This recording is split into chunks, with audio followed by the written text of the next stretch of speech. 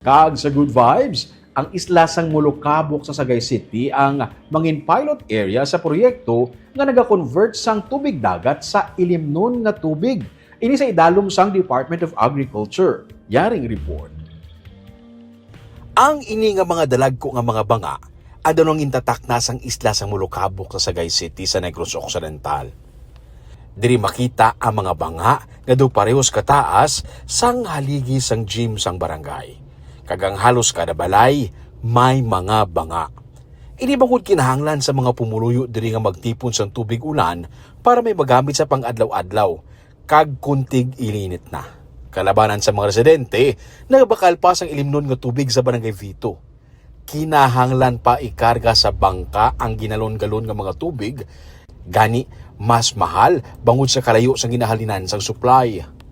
Ang iban, naanad na naman lang nga mag-inom sang tubig gikan sa tubig ulan. Pero may maayong balita para sa mga taga-isla.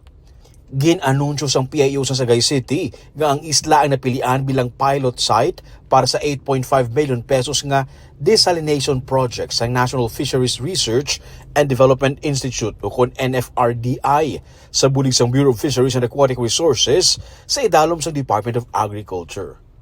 Mga duha ka tuig na lang ang hulaton sa mga pumuluyo para mapatuman ang proyekto. May desalination facility nga ipatukod sa isla. Ang desalination ang isa ka proseso na nagakuha sang asin sa tubig para makonsumo sang tawo kag magamit sa agrikultura. Ini ang mangin pinakauna nga amo sini nga klase nga desalination facility sa Pilipinas. Magluwas abi sa pagkakasang asin sa tubig, magahimo man sila sang rock salt o kon asin halin sa siniman nga pasilidad nga pwede mangin pala nga buhian sa mga pumuluyo sa isla. Nakigsapol na ang technical team kay Mayor Leo Rafael Cueva, kaupo na pilaman ka mga opisyal sa syudad. Kung mahuman na ang proyekto, sila ang mangin model kag sarang masunod sa iban pagid nga mga coastal kag island communities sa Pilipinas.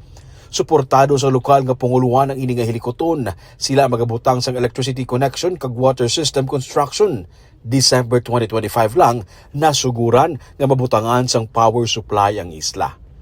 Limitado pa lang ang mga pamalay ang may kuryente, pero maamat-amatan dugang sang generator sets tubtub matagaan na sang supply sang kuryente ang bilog nga isla.